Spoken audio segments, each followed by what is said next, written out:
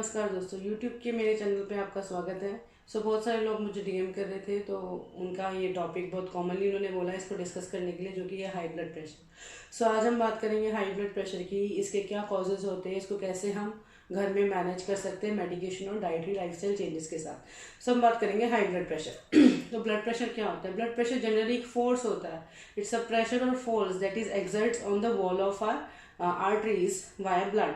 तो जो भी हमारा जो प्रेशर होता है, जो फोर्स होता है हमारा ब्लड के थ्रू हमारे आर्टरीज की वॉल पे जो एक्सर्ट होता है, उसको हम ब्लड प्रेशर कहते हैं। तो ब्लड प्रेशर की वजह से काफ़ी सालों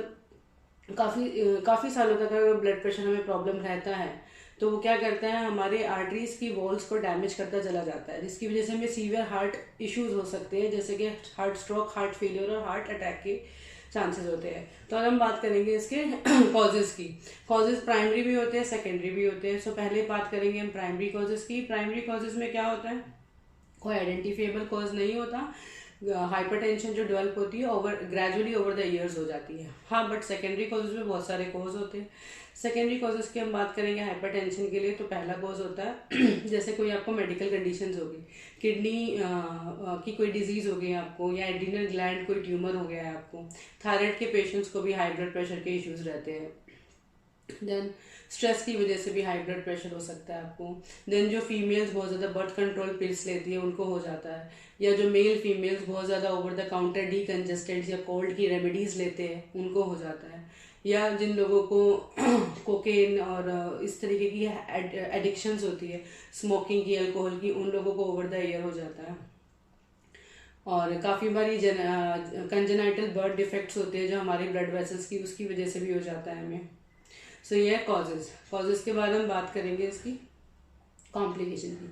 अगर हम इसको टाइमली मैनेज नहीं करते तो बहुत सारी प्रॉब्लम्स हमारी बॉडी में अराइज हो सकती है, जैसे कि हार्ट के इश्यूज होते हैं, हार्ट स्ट्रोक हो सकता है, हार्ट फेलियर हो सकता है, हमें हार्ट अटैक हो सकता है। देन हाइपरटेंसिव रेटिनोपैथीज हो जाती है, विजन लॉस हो जाता है, किडनी फेलियर हो सकता है, किडनी डिजीज हो सकती है हमें। सिम्टम्स की बात करेंगे तो सिम्टम्स में बहुत कॉमनली पेशेंट को हेडेक होता है, वर्टाइगो, नोशिया, वॉमिटिंग के चांसेस होते हैं, कन्फ्यूजन होने लग जाता है, विजन की प्रॉब्लम्स भी होती है कुछ पेशेंट्स को प्लस आपको क्या कहते हैं एपिस्टेक्सिस, लाइक नोज से ब्लीडिंग हो सकती है, काफ़ी बार यूरिन में भी ब्लड आता है पेशेंट को। तो ये सब प्रॉब्लम्स होती है पेशेंट्स को। उसके बाद हम बात करेंगे इसकी रिस्क फैक्टर को। रिस्क फैक्टर में हमारे पहले एज आता है। एज में क्या होता है कि 55-60 प्लस एज वाले लोगों को जनरली ब्लड प्रेशर की प्रॉब्लम रहती है। फिर जिनकी सेडेंटरी लाइफस्टाइल है, उनको ये प्रॉब्लम हो जाती है। या जो लोग बहुत ज़्यादा स्मोक करते हैं, टबैको च्यू करते हैं रेगुलरली, या अल्कोहल एडिक्टिव होते हैं, उनको ये प्रॉब्लम हो जाती है। या किसी को मेडिकल कंडीशन, अगेन कोई किडनी की डिजीज़ है आपको, कोई किडनी की डिजीज़ है, या थायराइड का इशू है, या कोई एड्रीनल ग्लैंड ट्यूमर है, कोई मेडिकल कंडीशन से रिलेट करके आपको ये प्रॉब्लम हो सकती है। देन ओबेसिटी अगेन एक रिस्क फैक्टर है। Cigarette smoking, as I told you, एक रिस्क फैक्टर है। तो अब हम बात करेंगे नॉर्मल ब्लड प्रेशर की रेंज क्या होती है। नॉर्मल ब्लड प्रेशर की रेंज, जो हमारा ऊपर का ब्लड प्रेशर जिसे हम सिस्टोलिक कहते हैं, वो 100 to 120 के बीच में होता है। एंड जो नीचे का ब्लड प्रेशर होता है, जिसे हम डायस्टोलिक कहते हैं, वो 60 to 80 के बीच में होता है। एलिवेटेड ब्लड प्रेशर को हम क्या कहते हैं? जब सिस्टोलिक यानी कि ऊपर का जो ब्लड प्रेशर हमारा 120 से ज़्यादा हो जाता है और 129 के बीच में रहता है, और नीचे का जो ब्लड प्रेशर है वो 80 के अराउंड ही रहता है, उसे हम कहते हैं एलिवेटेड। अब इसके ग्रेड्स भी होते हैं। तो ग्रेड्स की बात करेंगे तो हम 3 ग्रेड्स की बात मैं करूँगी, grade 1, grade 2 and grade 3। Grade 1 की बात करते हैं हाइपरटेंशन में, तो जिसमें सिस्टोलिक जो ब्लड प्रेशर होता है हमारा, वो 130 से 139 तक रहता है, और डायस्टोलिक यानी कि नीचे का ब्लड प्रेशर 80 to 89 के बीच में होता है। ग्रेड 2 की बात करेंगे हम, तो अगेन उसका 140 से 149 सिस्टोलिक होता है, और डायस्टोलिक आपका 90 to 99 होता है।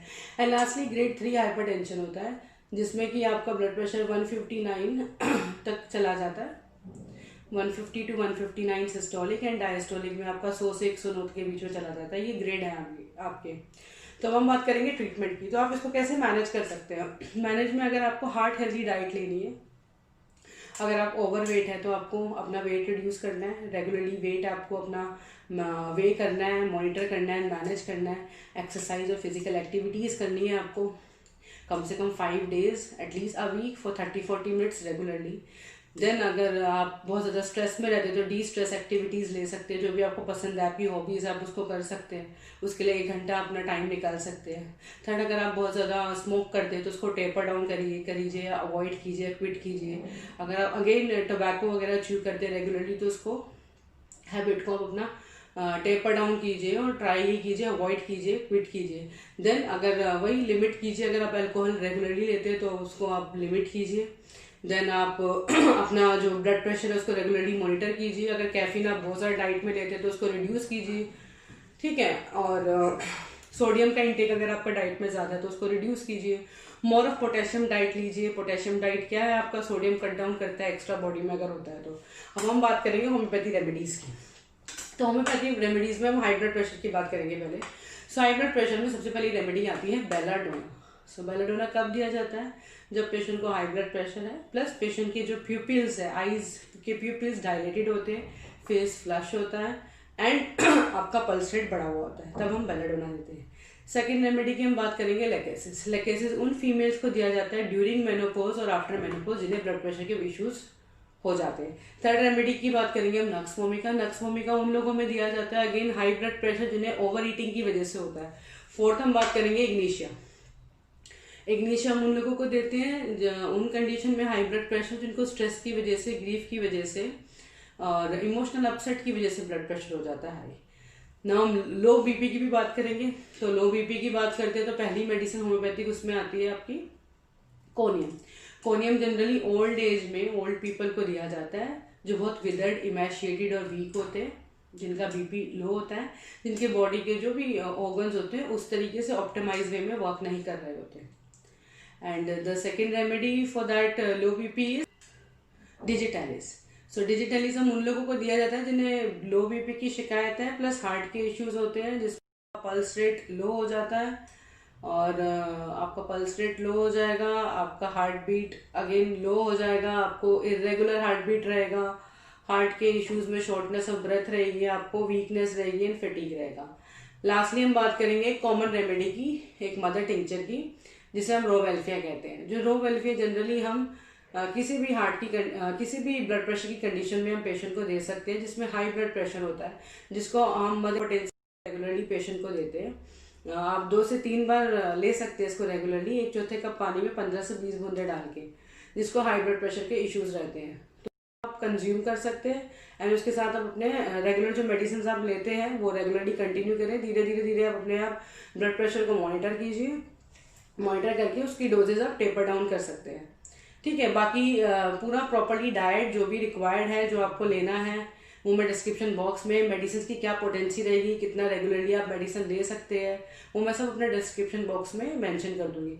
कोई भी क्वेरी है अगर आपको हाइपरटेंशन को लेके या हाई ब्लड प्रेशर को लेके, कर सकते हैं आप मुझे ईमेल कर सकते हैं, आप मुझे कमेंट सेक्शन में लिख सकते हैं, मैं आपके आंसर्स को डेफिनेटली, क्वेश्चंस को डेफिनेटली आंसर करूंगी। Thank you for watching my video.